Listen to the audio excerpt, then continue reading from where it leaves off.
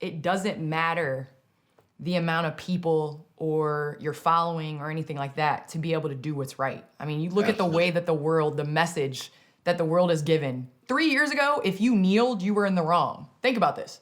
And now, this past summer, if you didn't kneel, people were saying you were racist.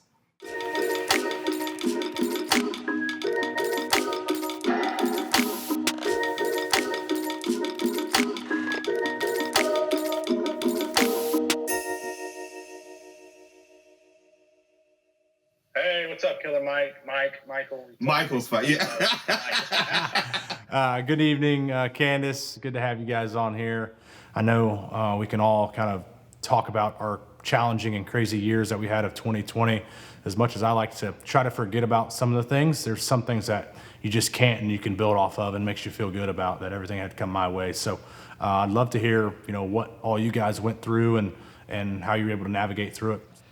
Well, 2020 has been challenging, I will say. I mean, the start of the year just for the basketball community, to lose first David Stern, which was a commissioner during the time when the NBA really soared and when the WNBA, came to be. He was a huge driving force in that. And then again, with Kobe Bryant and the passing of him alongside his daughter and the other individuals on the helicopter. I mean, I think just from the basketball community, we came in and started this year with so much heaviness and so much sadness. Man, I'm going to tell you, man, Kobe leaving, oh, man. I'm that guy in the room that when they talk about, LeBron, Kobe, Jordan, I'm the guy on the stool screaming Kobe Bryant's the greatest ever.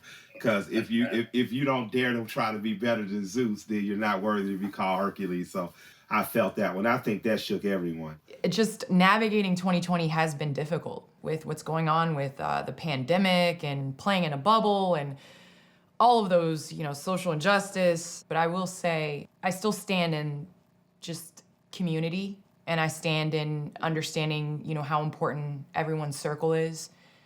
And also the amount of steps we took forward this year and right. The uncomfortable conversations that we've had to have.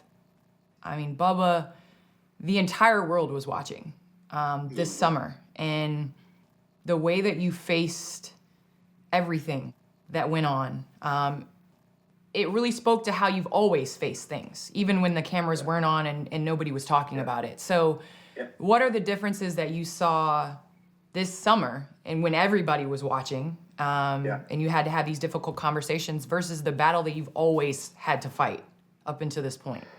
Things have definitely sparked in my life and in my career path, and for the better. As much negative was thrown my way, a lot of positive was able to come out of it, and that really takes me back to what my mom said coming up through the ranks, and it was never give the media anything negative to talk about, no matter how negative it is. Always try to bring a positive light to it. When you're thrown in the face of adversity, you have to be able to react the right way. And there was a lot of moments where I had to sit back and reflect and think about, like, okay, do I want to go to their level or do I want to rise above? And like Michelle Obama says, when they go low, you go high. And that was so true. And understanding that and understanding what that meant. The sport is changing. The sport of NASCAR is changing. And it's been needing a change for so long. And I was always asked, how can NASCAR appeal to a much broader demographic? How can they appeal to the African American community? And I was just like, we're doing a lot of work and trying to figure out ways, but I never really knew that there was that problem with the Confederate flag being there with so many people. I had become numb to it. I had become used to seeing it, and sometimes you don't even see them, but it's not all about me. Once people realize that life is so much more than themselves, that's when this world will be a much better place. And seeing the social media reactions of people saying that I would never go to a race because of the Confederate flag, or I'll never go back because of the Confederate flag, it was like, you know what? I'm going to take this upon my shoulders and try to push NASCAR to change this and to be more inclusive and welcoming to all walks of life. I want to say, as a Southerner, people have to understand, like Bubba was saying, you get so used to seeing it, it just doesn't bother you. I mean, I wouldn't care if my neighbor had a flag. My my contention is just trying to help the audience understand, a lot of NASCAR fans in particular, just white working class families. And they aren't any better or any richer than the families who also like racing that don't look like them from the same background.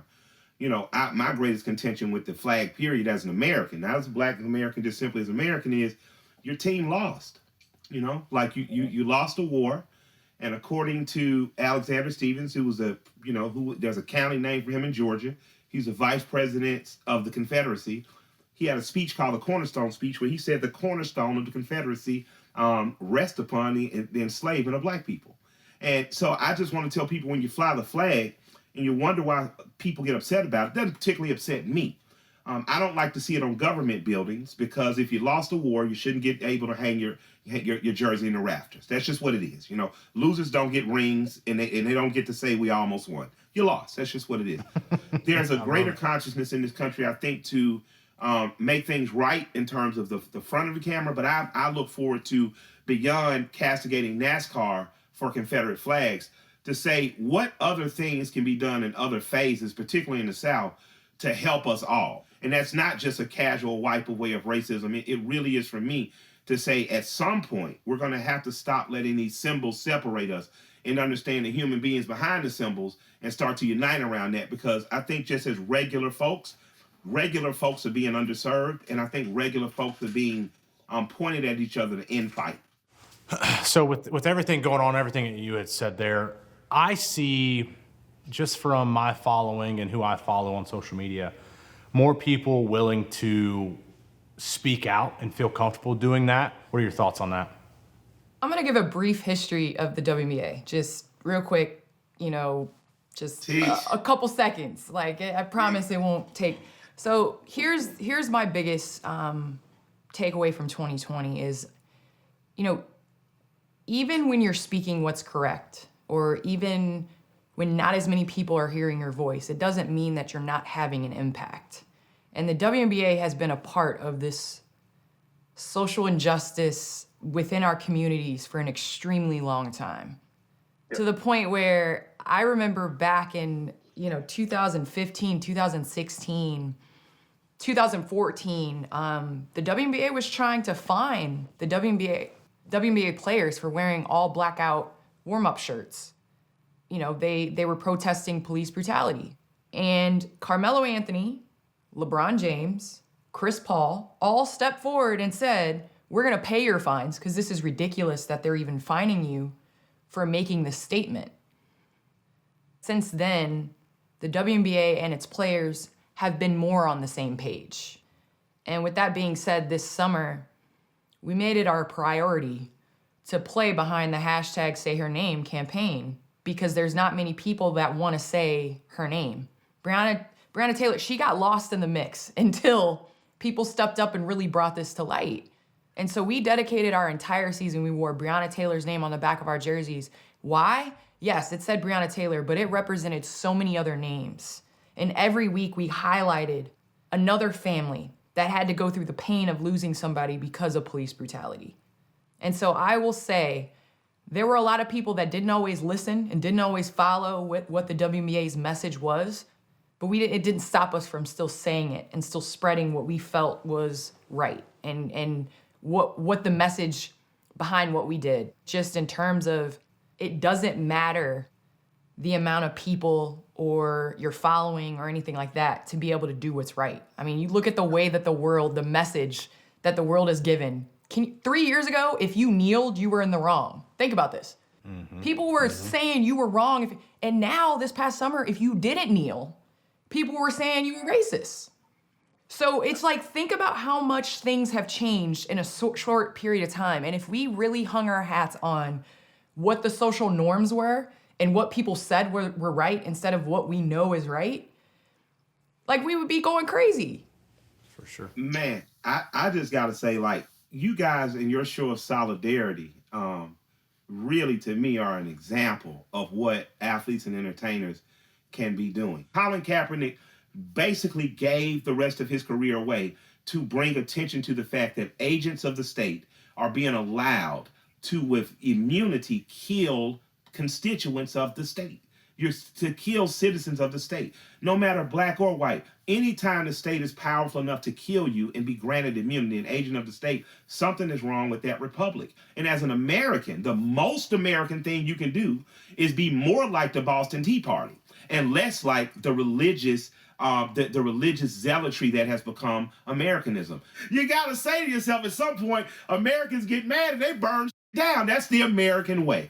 Now, after that, now it's time to plot, plan, strategize, organize, and mobilize and say, what can we as a community do? What can I as an individual do? And after the protests, the riots, the burning is over, it's up to us to sit at this table and figure this out, you know? For sure. And my advice that I was given kind of was when I was getting started into the sport of NASCAR, and I didn't really know what it meant until 2020, which is crazy because I was told this maybe 2011 and 12, and those are certain things that stick with you that you have no idea what it is until a certain moment happens. And it was as simple as keep your head on a swivel. And at the end of the day, it's looking out for yourself and making sure you're set up for the right path to success and in helping others.